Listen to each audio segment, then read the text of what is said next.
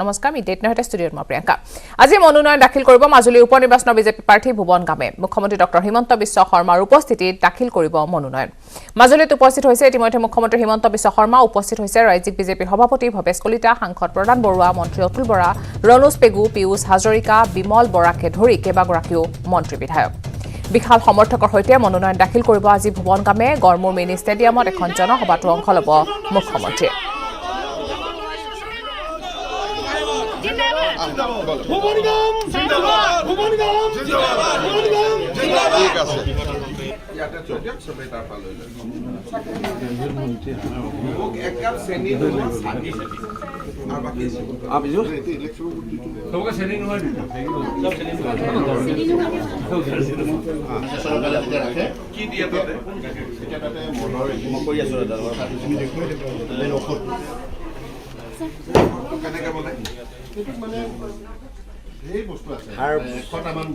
আজি কিছু সময় পিছতে মনোনয়ন দাখিল কৰিব ভুৱন গামে আৰু মুখ্যমন্ত্ৰীৰ উপস্থিতিত কেইবাগৰাকী মন্ত্ৰী বিধায়ক উপস্থিত হৈছে আৰু সকলোৰে উপস্থিতিত আজি দাখিল কৰিব মনোনয়ন মাজুলীত ইতিমধ্যে উপস্থিত হৈছে ডক্টৰ হিমন্ত বিশ্ব শৰ্মা আৰু কিছু সময় পিছতে উপনিৰ্বাচনৰ বিজেপি প্ৰাৰ্থী ভুৱন গামে মনোনয়ন দাখিল কৰিব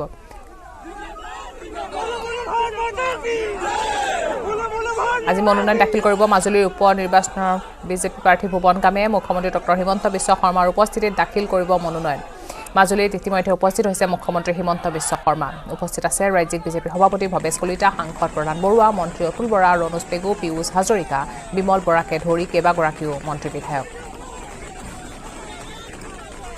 গড়মূৰ মিনি ষ্টেডিয়ামত এখন জনসভাত অংশ ল'ব মুখ্যমন্ত্ৰীয়ে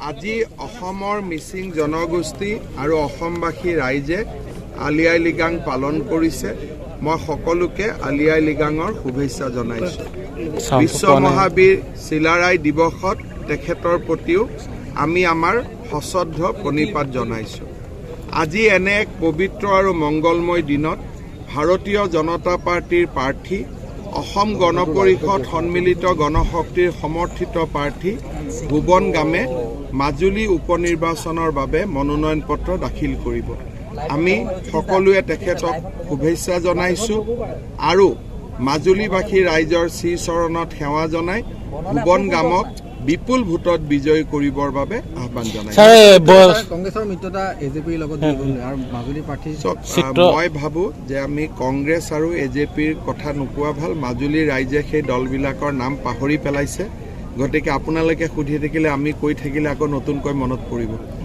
চিত্ৰম বসুমতাৰী কিমান প্ৰতিদ্বন্দ্বিতা মই এইটোৱে ক'লো যে সকলোৱে এই শক্তিবিলাক পাহৰি গ'ল মাজুলীত এতিয়া উন্নয়নৰ ধুমুহা মাজুলী ৰাইজে যি বিচাৰিছিলে যেনেকৈ বিচাৰিছিলে আমি কৰাৰ বাবে প্ৰচেষ্টা কৰি আছো ৰাইজে আমাক আশীৰ্বাদ কৰিছে এতিয়া বিৰোধী পক্ষৰ নামবিলাক লৈ যি নাম মানুহে পাহৰি গ'ল যোৱা 6 বছৰত আৰু মনত কিয় পেলাম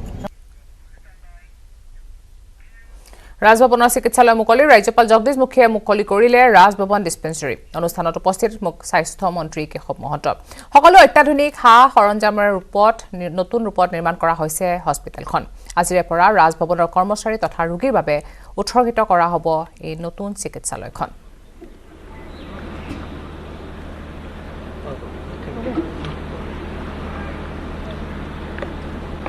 सभी को मेरा नमस्कार मंच पर उपस्थित असम राज्य के माननीय health minister Shriman Isha Mahanta ji principal secretary health Shri Siddharth Singh जी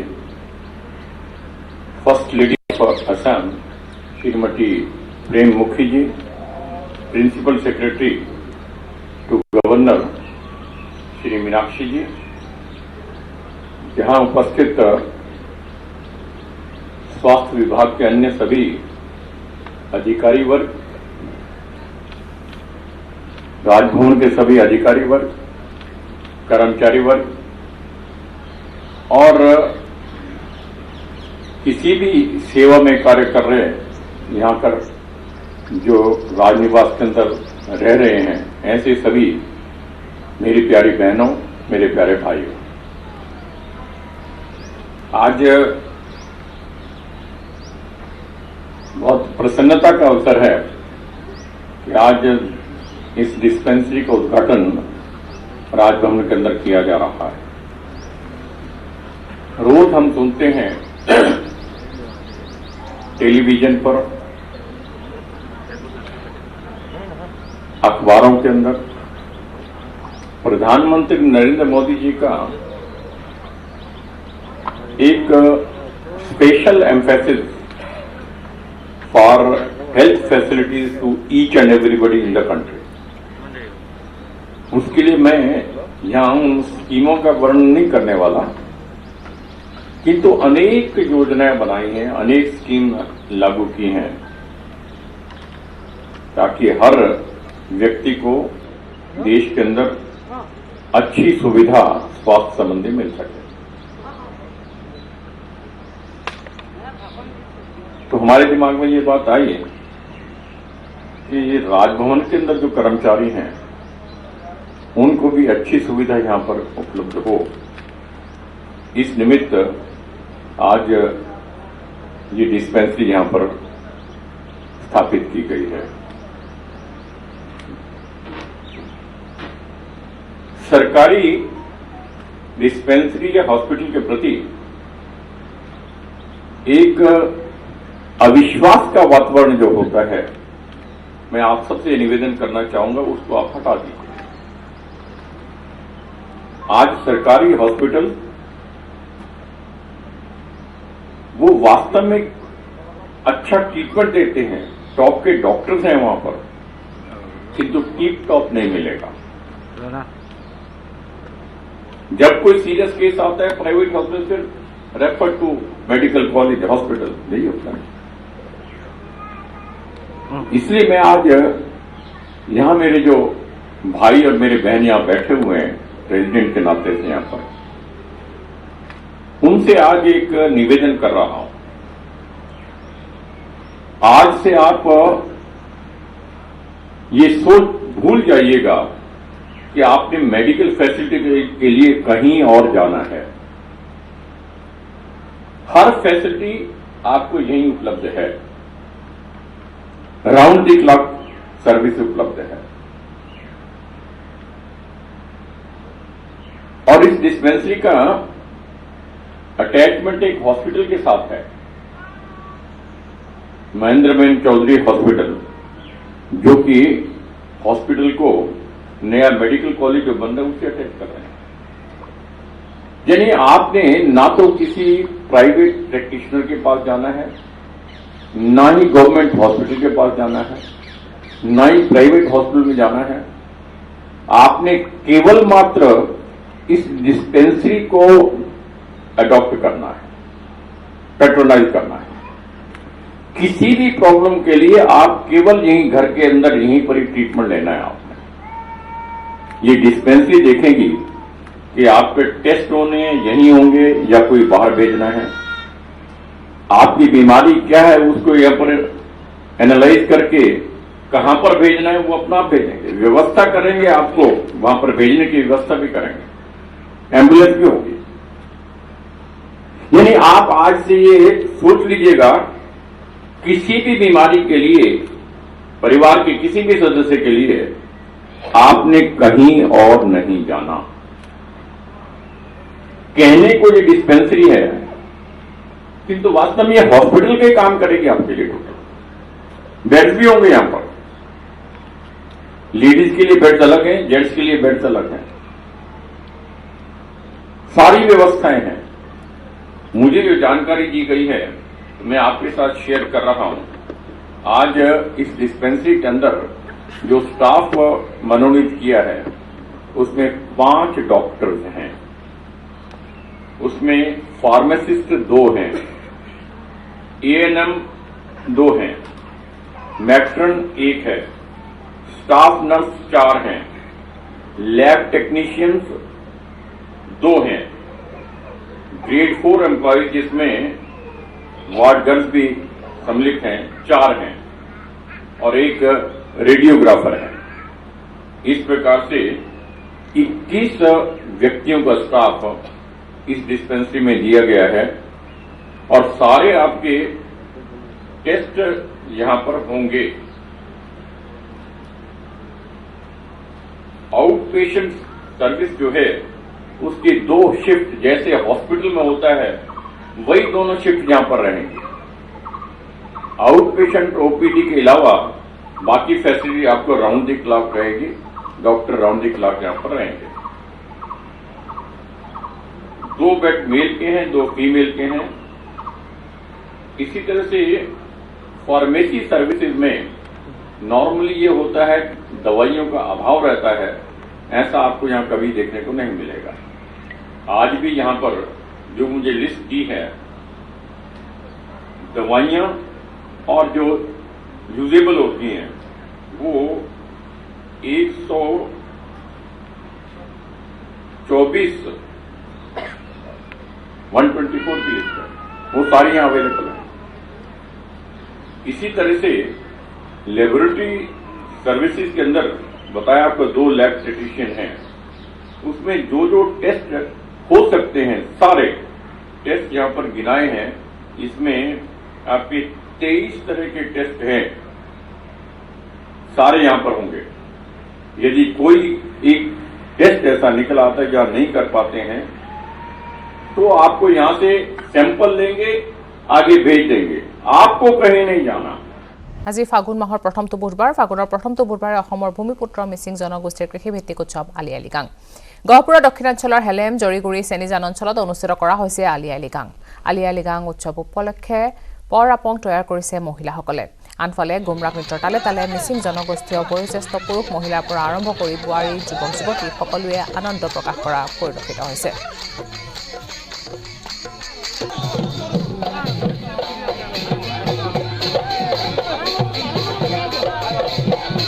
এই সন্দৰ্ভত উৎপল হালৈৰ বিশেষ ৰিপৰ্ট।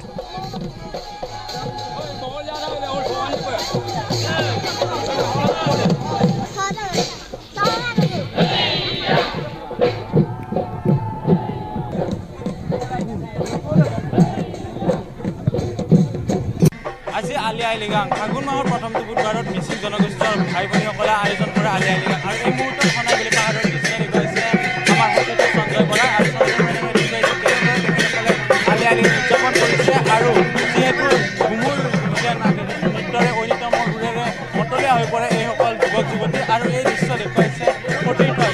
আৰু যিহেতু এই ৰীতি আছে আৰু পূৰ্বানুৰ মতামত আছে যে যি ধৰণৰ ধান খেৰ বা শস্য চপোৱা হয় বা শস্য আজি সিঁচি দিয়া হয়, আৰু এই শস্য সিঁচি দিয়াৰ দৃশ্য সতীৰ্থই দেখুৱাইছে। এনেদৰে শস্যসমূহ সিঁচি দিব আৰু এইখন পথাৰত তেখেতসকলে সেৱা আগবঢ়াইছে। আৰু আলি আই লৃগাং, যাৰ অৰ্থ হৈছে আলি মানে আলি বান্ধি, আই আৰু লৃগাং অৰ্থাৎ কোৰেৰে তেখেতসকলে খেতিসমূহ শস্যসমূহ এনেদৰে পানী আনিছে, ছাইমদ আনিছে। আৰু তেখেতসকলৰ মিচিং জনগোষ্ঠীয় লোকসকলৰ যিসমূহ ছাইমদ আছে, ছাইমদেৰে তেখেতসকলে সেৱা ভাগ কৰিব আৰু এনেদৰে ওলাই আহিছে। যদিও মন্তব্য চেষ্টা কৰিম, কি ধৰণে আপোনালোকে ওলাই আহিছে?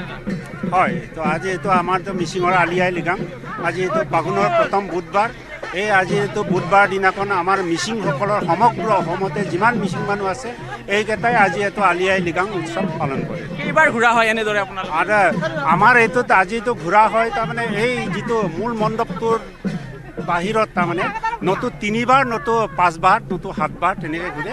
আমিতো এনেই এইটো আজি ৰদ দিয়াৰ কাৰণে আজি 3বাৰ মান ঘূৰিম। এইটো এই হেৰি কৰিম, খেতিবিলাক ভাল হওক।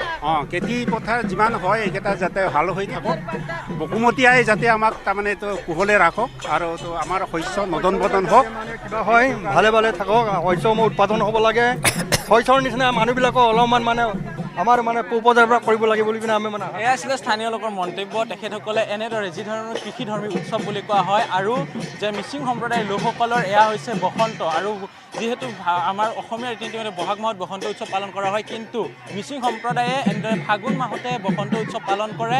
আৰু এনেদৰে 3 পাক বা 5 পাক সম্পূৰ্ণৰূপে ঘূৰি তেখেতসকলে আনন্দ মনে ঘূৰে। আৰু তেখেতসকলৰ যি ধৰণৰ থলুৱা নৃত্য আছে, ঐ নৃত্য, গুমাৰংগু, এনেদৰে ঘূৰি তেখেতসকলে খেতিপথাৰত শস্য ৰোপণ কৰিব। আৰু ইয়াতে শস্য ৰোপণ কৰাৰ দৃশ্য সতীৰ্থ সঞ্জয় বৰাই দেখুৱাইছে। আৰু এনেদৰে মহানগৰে সনাই ব্যতিক্ৰম নহয়। আৰু ৰীতি নীতি আছে, আজিৰ তাৰিখত যদি শস্য সিঁচা হয় তেতিয়াহ'লে বছৰ দিনৰ বাবে সেই শস্যৰে আতি জুৰি যায়। আৰু বাইদেউ এজনী আছে, বাইদেউ কেনেকুৱা অনুভৱ আপোনালোকৰ আজি? যিহেতু আজি বহুত ভাল লাগিছে। আমাৰ এয়া উৎসৱ হয় আলি আই লৃগাং, আৰু বহুত ফূৰ্তি কৰোঁ সেইদিনা।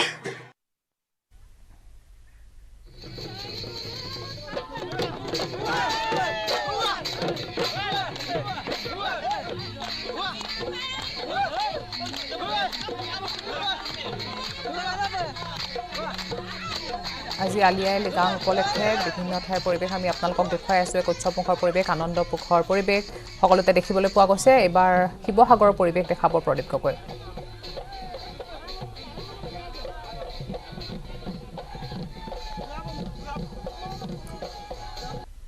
শিৱসাগৰৰ চমনি গাঁৱতো আজি আলি আই লৃগাং উৎসৱ উদযাপন কৰা হৈছে। এয়া মই দেখুৱাইছোঁ যে এয়া হৈছে শিৱসাগৰৰ দিচাংমুখৰ চমনি গাঁৱত তেওঁলোকে পোনপ্ৰথমে তেওঁলোকে মাণ্ডলিক কাৰ্য এফালে সমাপন কৰিছে।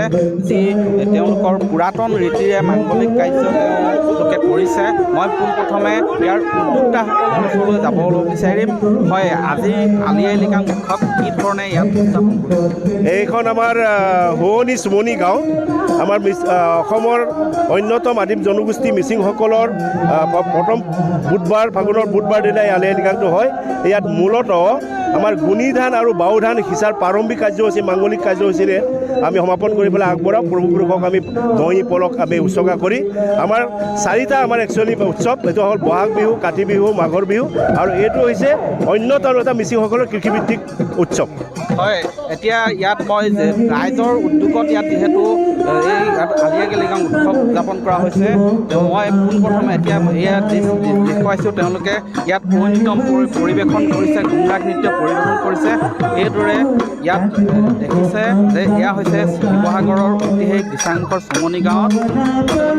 তেওঁলোকে মই এতিয়া গীতৰ মাজলৈ লৈ যাব বিচাৰিছোঁ।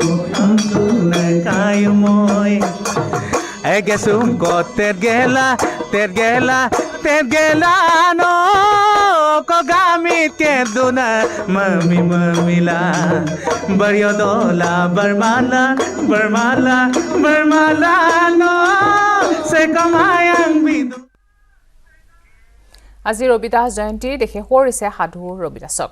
উত্তৰ প্ৰদেশৰ বাৰাণসীত শ্ৰদ্ধা জনাবলৈ উপস্থিত হৈছে প্ৰধানমন্ত্ৰী মোদী। প্ৰধানমন্ত্ৰীগৰাকীক সংগ দিছে উত্তৰ প্ৰদেশৰ মুখ্যমন্ত্ৰী যোগী আদিত্যনাথে। 1376 চনৰ মাঘী পূৰ্ণিমাৰ দিনাখন জন্মগ্ৰহণ কৰিছিল এইগৰাকী মহাপুৰুষে। উত্তৰ প্ৰদেশৰ বাৰাণসীৰ গোবৰ্ধনপুৰ গাঁৱত জন্ম লাভ কৰিছিল সাধু ৰবিদাসে। জন্ম নহয় কৰ্মৰে শ্ৰেষ্ঠতা অৰ্জন কৰিবলৈ উপদেশ দিছিল ৰবিদাসে। ৰিদাস, ৰহিদাস, ৰুদাস আদি নামেৰেও জনাজাত তেওঁ।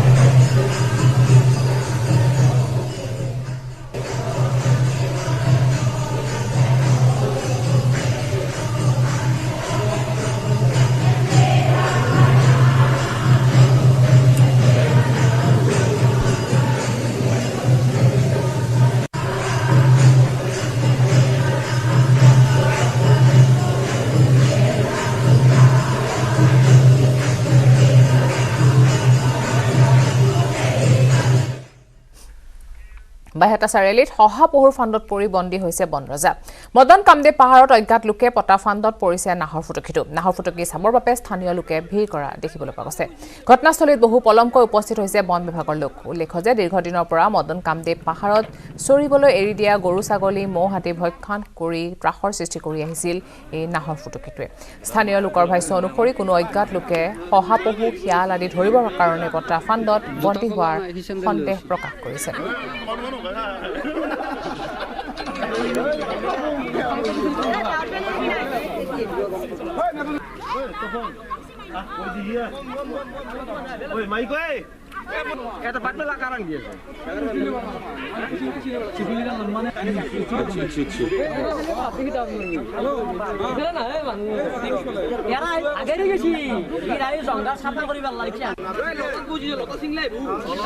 গৰু ছাগলী সদায় দামেৰি এইগিলা মাৰিয়ে থাকে।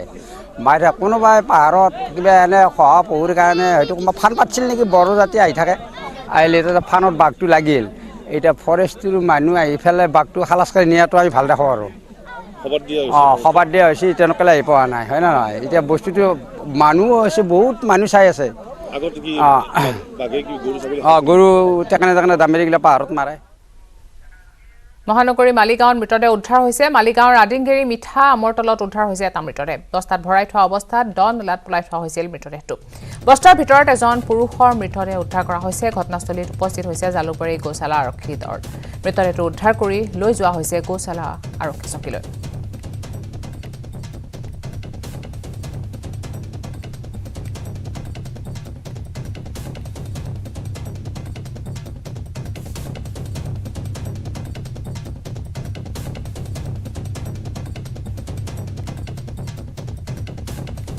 আমাৰ সেইটো দেৱকটানগৰ আৰু বিষ্ণুৰাভানগৰৰ বৰ্ডৰ মানে সেইটো তাতে নলাত মানে পৰি যোৱা স্থানীয় মানুহে মানে খবৰ দিছে ৰাইজক মানে আৰক্ষীক খবৰ দিয়াৰ লগে লগে আৰক্ষী গৈ কিনে মানে মৃতদেহটো লৈ আহিছে।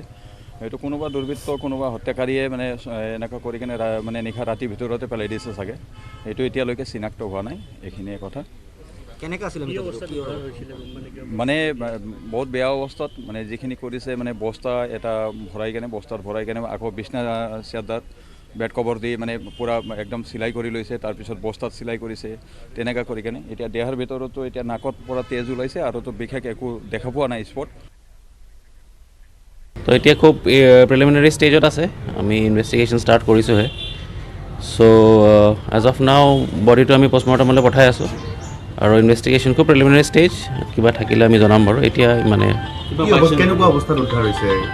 বস্তাত আছিলে ভিতৰত হেৰি একো নাই, কাটমাৰ্ক তেনেকৈ একো নাই, কিন্তু ষ্টিল এতিয়া অকণমান প্ৰিলিমিনাৰী হৈ আছে ক'বলৈ।